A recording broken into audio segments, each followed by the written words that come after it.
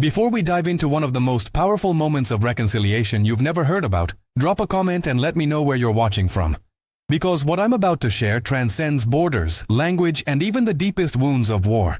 This is a story that will challenge everything you think you know about healing, humanity, and the extraordinary power hidden in the simplest of gestures. September 1945. The war had ended just weeks ago. The mushroom clouds over Hiroshima and Nagasaki had barely settled into the collective nightmare of a shattered nation. Japan lay in ruins, not just its cities but its spirit, its pride, its very soul. And into this landscape of unimaginable devastation walked the victors, the occupying forces, carrying with them the weight of conquest and the burden of what came next. This is not just another war story.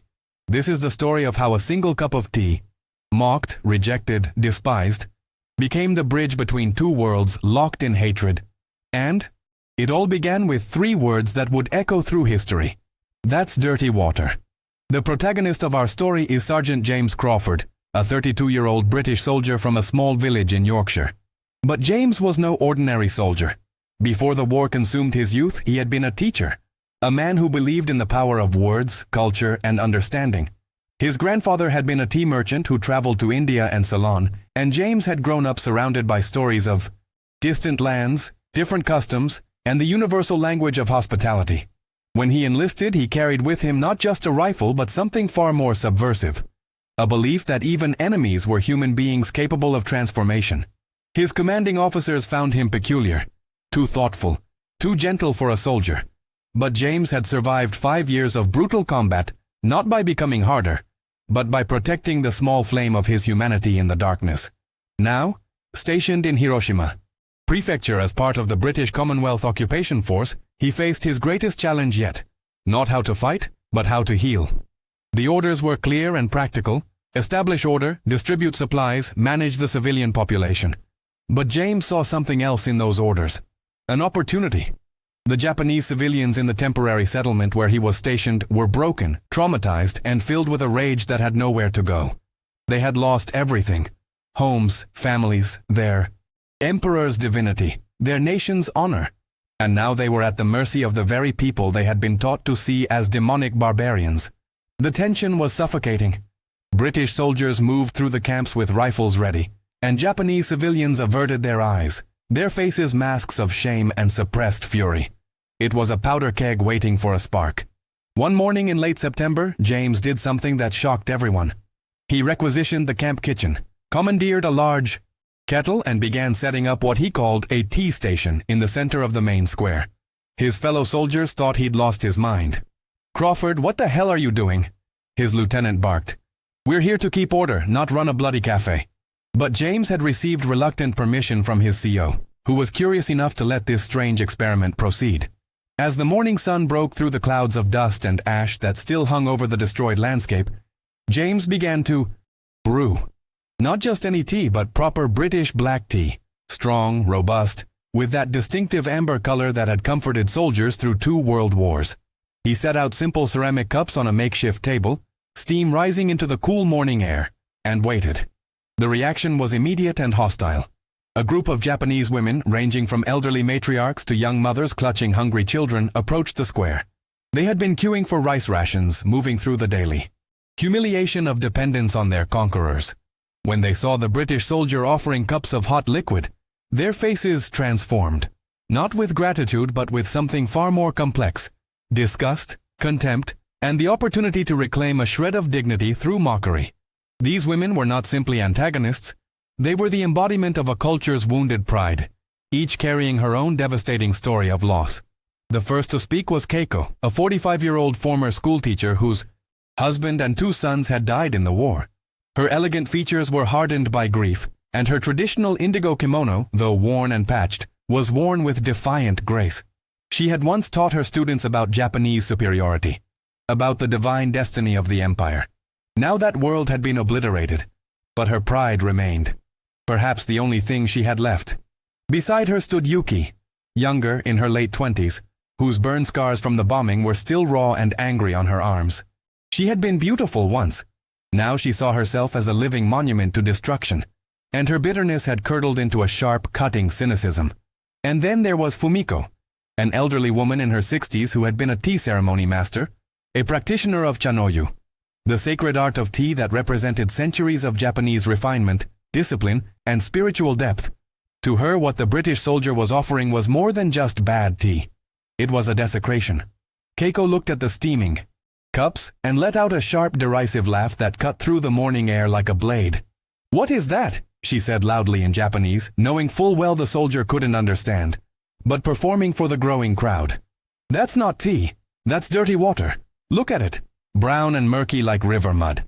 Her words carried across the square, and other women began to laugh, a harsh, bitter laughter that had nothing to do with humor and everything to do with reclaiming power through contempt.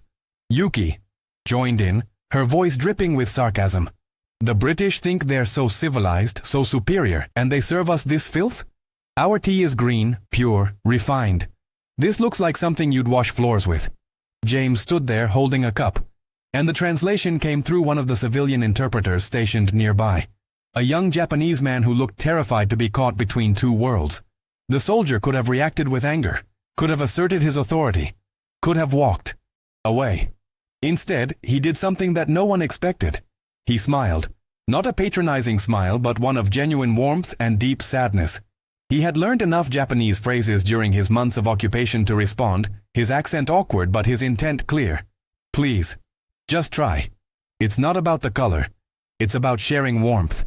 His words were simple, almost childlike in their construction, but they carried a weight that silenced some of the laughter. But Fumiko, the tea ceremony master, would not be so easily moved. She stepped forward, her aged body still carrying the rigid posture of a lifetime of discipline. "You dare speak to us of tea?" she said in heavily accented English, surprising everyone. "For hundreds of years, my family has practiced the way of tea. It is meditation, it is art, it is the soul of Japan. And you who dropped fire from the sky, you who destroyed everything, you offer us this abomination in a dirty cup and call it hospitality?" Her voice rose with each word, years of suppressed rage finding an outlet. "You know nothing of tea. You know nothing of culture. You know nothing of what you've taken from us." The crowd had grown larger now. Other soldiers had gathered, hands nervously near their weapons. Japanese civilians stood in clusters, some angry, some simply watching with the hollow eyes of those who had seen too much. The tension was excruciating. The silence between Fumiko's words and what would come next stretched like a wire about to snap. An American journalist who had been documenting the occupation was there too, camera ready, sensing that something significant was unfolding in this small square amid the ruins. James set down the cup he was holding and bowed. A deep, formal bow that demonstrated respect and knowledge of Japanese custom. When he rose, his eyes met Fumiko's, and he spoke in English, waiting for the interpreter to translate carefully. "You're right. I know very little of your tea ceremony. I know very little of what you've lost. But I know this. My grandfather spent 20 years traveling through Asia, trading tea, learning from masters in Ceylon and China. He taught me that tea was never just a drink. It was a conversation. It was a moment of peace in a chaotic world. It was a way of saying, 'You matter. Your humanity matters. Let us sit together even if just for a moment, and remember that we are more than our worst days.'" He paused, letting the translation catch up, and the square was silent now, except for the wind moving through the destroyed buildings. "My grandfather told me stories about Japanese tea masters. He said they understood something profound, that the ritual of tea could transform enemies into guests. That's what I'm trying to do here. Not erase what happened. Not pretend that this," he gestured to the devastation around them, "didn't happen. But to say that maybe, just maybe, we can start to remember that we're human beings, not just British and Japanese, not just victor and defeated. Just people who are tired, hungry, and so very far from home." Keiko's expression wavered for just a moment, something flickering behind her eyes. Was it surprise? Recognition of something she'd almost forgotten? But her pride hardened her features again. "Beautiful words," she said sharply. "But words are cheap from conquerors. Your actions speak louder. You think a cup of your dirty water can wash away what you've done? Can bring back the dead? Can rebuild what you destroyed?" Her voice cracked slightly on the last words, the rage barely containing the ocean of grief beneath it. James nodded slowly. "No, nothing can do that. But perhaps it can be the first step toward something else. Not forgetting, Never forgetting, but learning to carry our grief without letting it destroy what remains. He picked up a cup again and held it out to Fumiko, the eldest, the tea master. I ask you to try it. Not because I think it's better than your green tea. Not because I'm ordering you. But because I'm asking one person to another to share a moment of warmth in a cold world. The standoff continued. Fumiko stared at the offered cup as if it were a serpent. The crowd held its breath. Other Japanese women whispered urgently to each other, debating what would happen next. Some soldiers shifted uncomfortably, unsure whether to intervene. The American journalist's camera clicked softly, capturing the moment. This was the precipice, the moment where things could explode into violence, or transform into something else entirely. Then, slowly, with a deliberateness that made every movement significant, Fumiko reached out and took the cup. Her hands, gnarled from age and hard labor, wrapped around the warm ceramic. She looked at the liquid inside. That amber color so different from the brilliant green of matcha, so alien to everything she knew as sacred. The women around her gasped, some in shock, others in what might have been betrayal. Keiko grabbed Fumiko's arm. Don't. Give them the satisfaction. But Fumiko shook her head, her voice quiet but firm. If I am to condemn it, I must first know it. She raised the cup to her lips.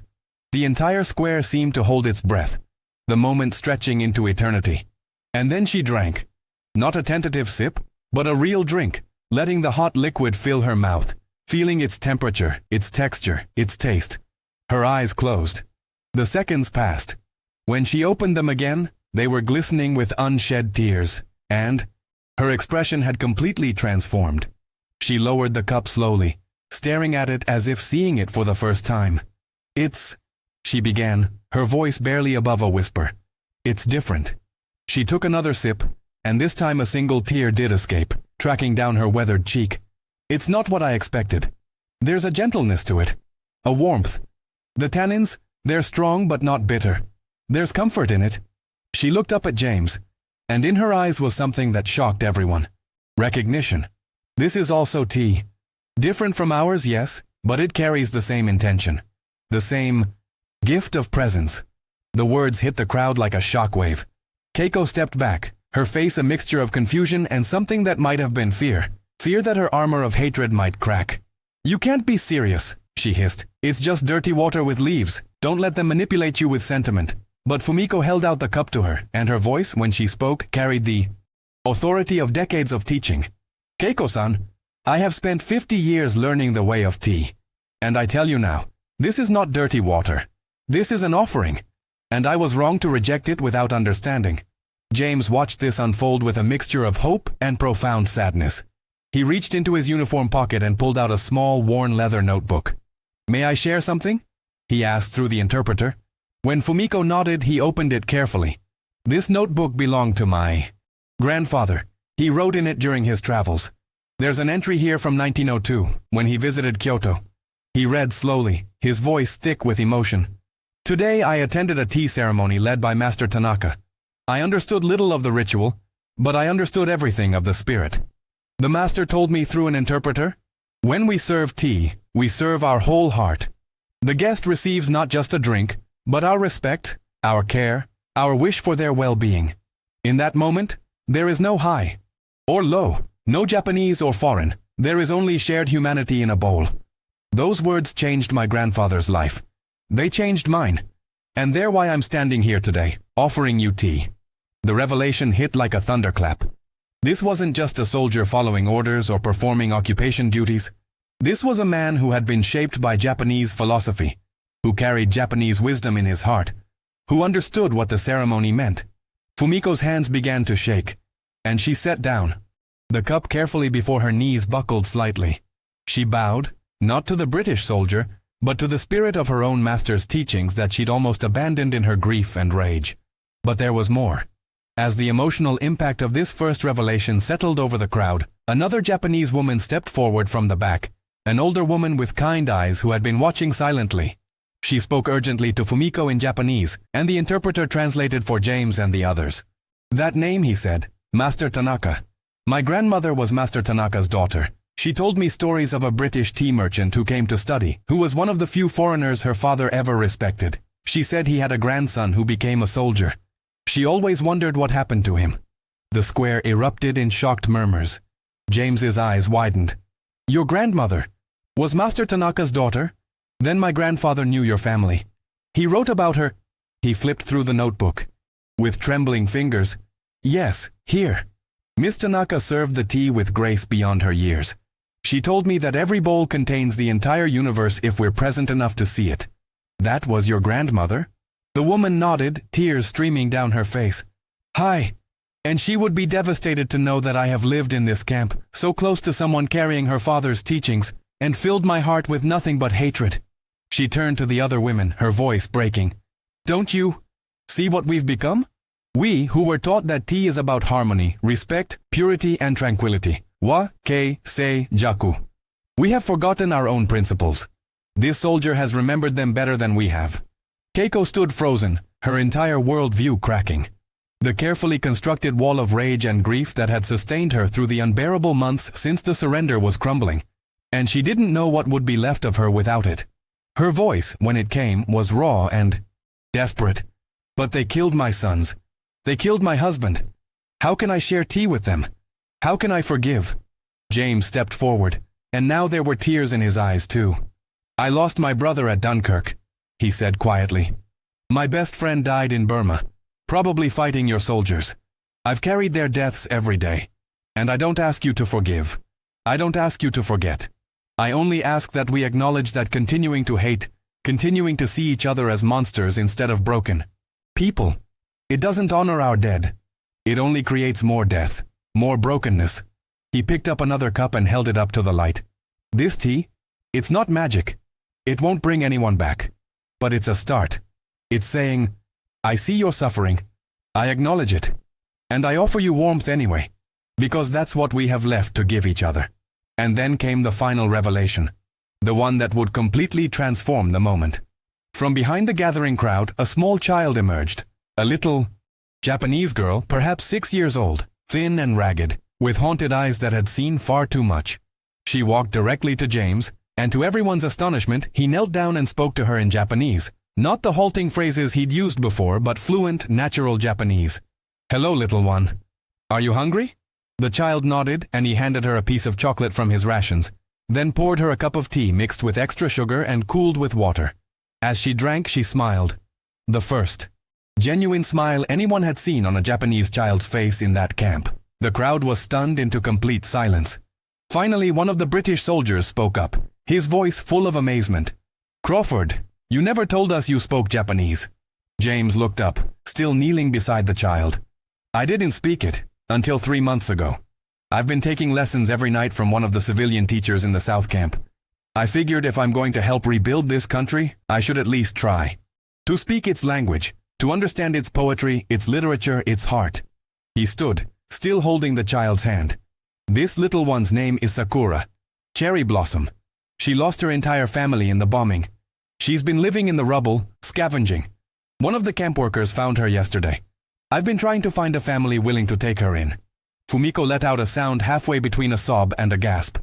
She moved forward, her hands reaching out. I have space. My house survived. Mostly intact.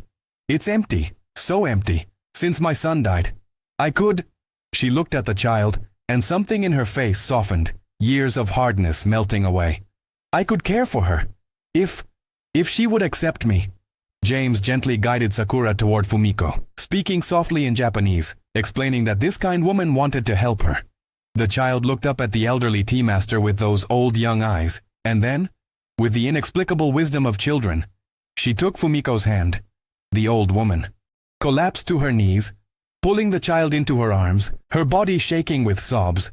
For her lost son, for this found daughter, for the impossibility of life continuing amid death, for the strange grace of strangers becoming family. Keiko watched this scene, and the dam finally broke. She walked to the table where James had set up his tea station, picked up a cup with shaking hands, and drank. The liquid was no longer hot, but it didn't matter. She could taste it now, not the dirty water she'd expected, not the inferior brew she'd wanted to despise, but something genuinely offered and genuinely received. When she lowered the cup, her face was wet with tears. I was wrong, she said simply, in English that surprised everyone. I was so wrong. To hate felt like the only way to honor my loss. But this, she gestured to Fumiko and Sakura, to the other women now stepping forward to try the tea, to James standing there with his kind, tired eyes. This is how we honor them. By choosing life. By choosing connection.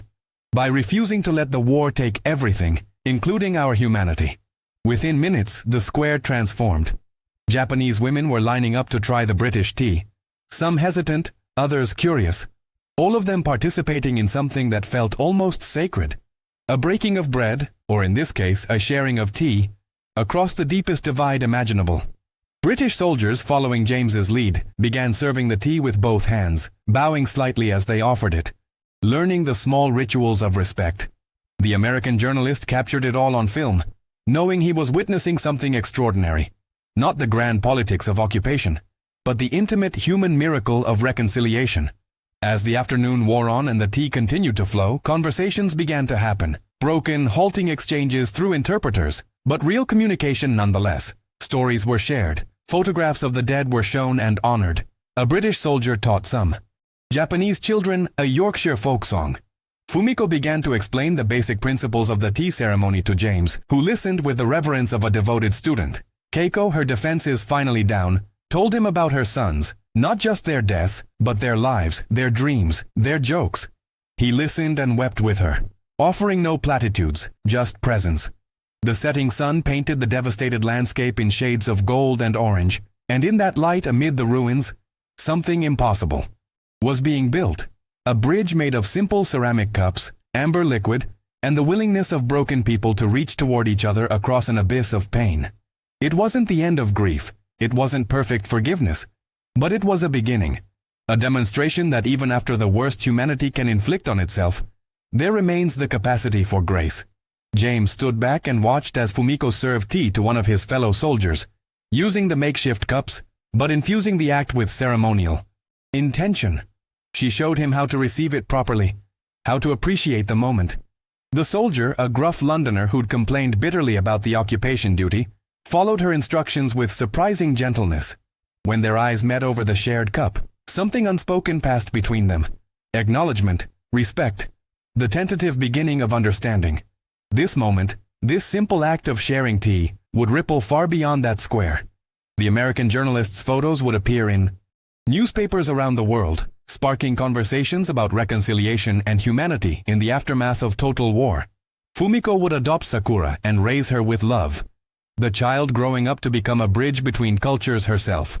Keiko would eventually befriend James, and together they would work to establish programs that helped war orphans on both sides. The tea station would become a regular occurrence, expanding to include Japanese green tea alongside British black tea, a symbol of cultures learning from each other rather than destroying each other. Years later, when historians would study the occupation period, they would note the remarkably low levels of violence and conflict in the Hiroshima prefecture camps compared to other areas.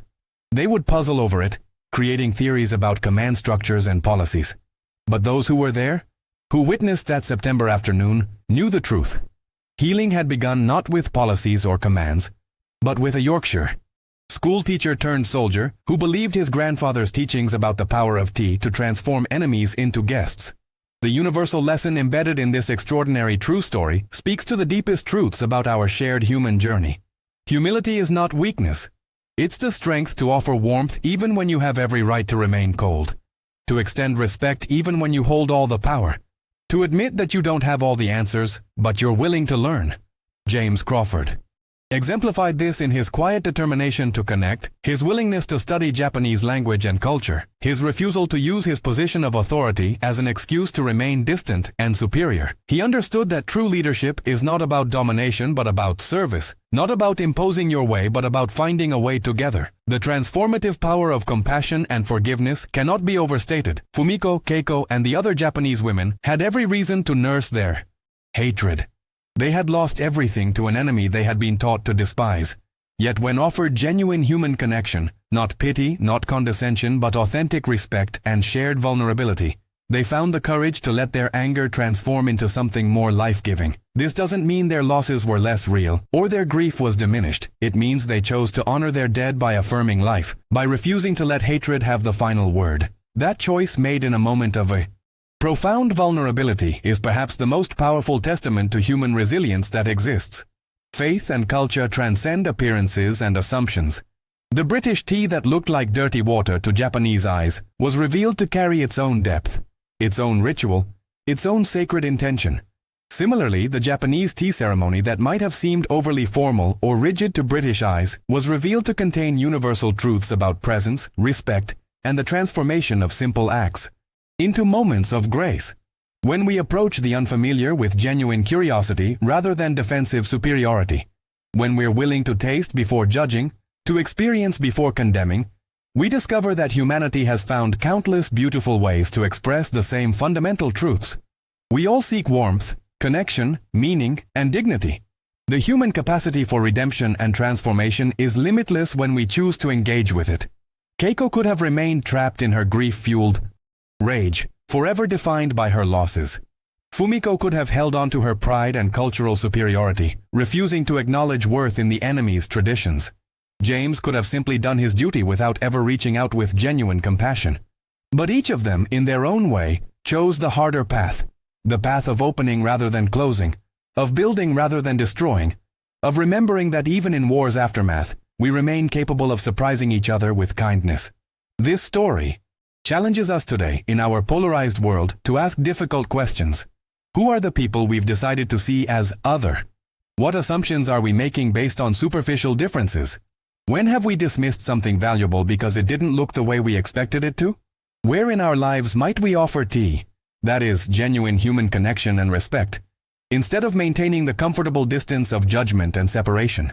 The bridges we need to build in our families, communities, and world won't be constructed with grand gestures, but with small, repeated acts of choosing to see the humanity in those we're tempted to dismiss or despise.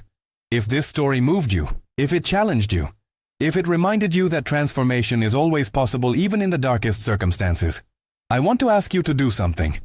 First, hit that like button, not for me, but because stories of genuine human connection deserve to be amplified in a world that often elevates division and conflict. Second, share this video with someone who needs to remember that healing is possible, that bridges can be built, that the simple act of offering warmth matters. Third, drop a comment telling me about a time when you chose connection over conflict, when you extended grace when you could have withheld it, or when someone's unexpected kindness changed your perspective. Your stories matter and they inspire others. And finally, subscribe to this channel if you want more content that explores the extraordinary resilience, compassion, and potential of human beings to transcend even the most horrific divisions and find their way back to each other.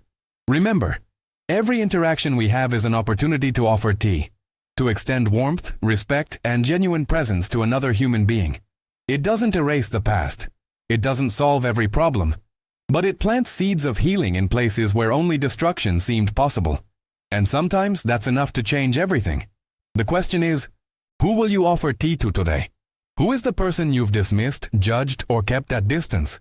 What would it look like to approach them not with an agenda, but with a simple, authentic offering of shared humanity? That's the legacy of James Crawford, Fumiko, Keiko, Sakura, and all those who chose, in that devastated square in 1945, to believe that connection was still possible. Their choice echoes through history, inviting us to make the same choice in our own time, in our own way. Make it count.